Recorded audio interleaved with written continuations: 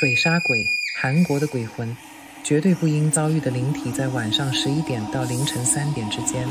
有些人称这段时间为鬼魂的时刻。在韩国，人们长久以来彼此警告，在这段时间里务必远离水边。原因其实很简单，到了夜晚，静止的水就不再只是水。在韩国的民间传说中，存在着一种被称为水杀鬼的存在。这个名称指的是与水中死亡有关的灵体，可能是溺水而亡的灵魂，或是被认为会将活人拖入水中并夺走性命的存在。根据传统记录，多数水杀鬼都是含冤溺死的灵魂，无法接受自己的死亡，他们被怨念与对阳世的执着所束缚。据说他们会徘徊在自己死亡的地点附近，并将他人拖入水中作为替代。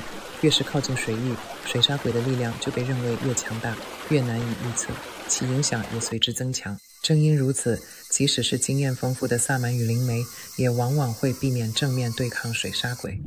在韩国的巫俗信仰中，水并不只是自然元素，它被视为一条界限，连接住死亡以及彼岸世界的空间。鬼魂被认为本就带有阴性的能量，而水本身也同样属于阴性。当阴与阴相遇，便被认为会形成极其强大的存在。这正是为什么水杀鬼被认为在水中远比在陆地上更加危险。也因此，人们彼此警告，特别是在深夜，介于午夜与清晨之间的时段，切勿靠近水域。韩国有一句老话，人也可能在一碗水中溺死。从理性来看，这似乎不可能。然而，真实的溺水案例显示，溺死并不只发生在深水之中。不同于被束缚在单一地点的鬼魂，强大的水杀鬼被认为可能出现于任何有静止水存在的地方。有人曾前往水库或湖泊游玩，却在之后的其他地方再次遭遇水杀鬼。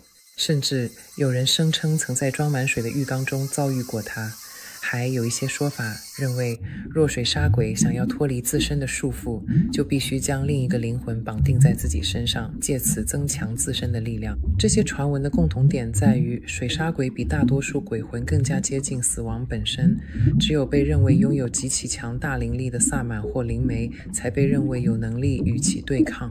目前唯一被提及的应对方式是一种极其危险的巫俗仪式，常被描述为一种灵魂回收，但这并不代表治愈。这是一种仪式，萨满必须进入水中取回被困的灵魂，并引导他离开阳世，将其送往不再徘徊的地方。真正的危险并不来自仪式本身，而是来自被面对的水杀鬼。正因其力量强大，即使是萨满在这个过程中也必须冒着生命危险。甚至在现代仍存在相关记录，即便是在近代，那些尝试进行此类仪式的人被一同拖入水中，再也没有回来。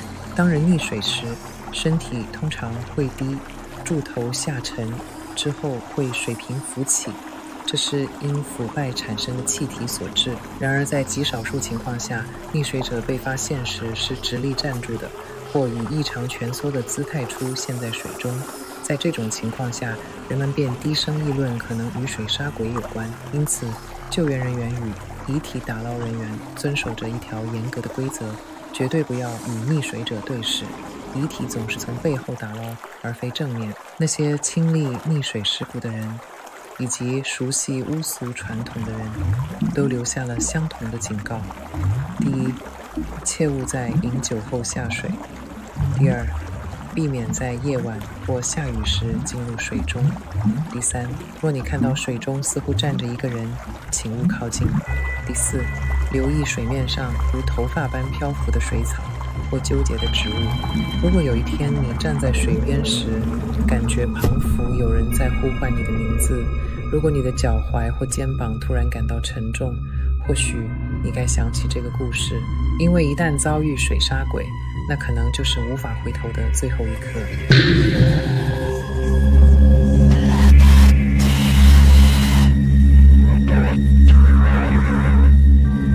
喂，我也跳都跳了10年了。水杀鬼？你真的相信那种东西？别再说那些毫无道理的故事了。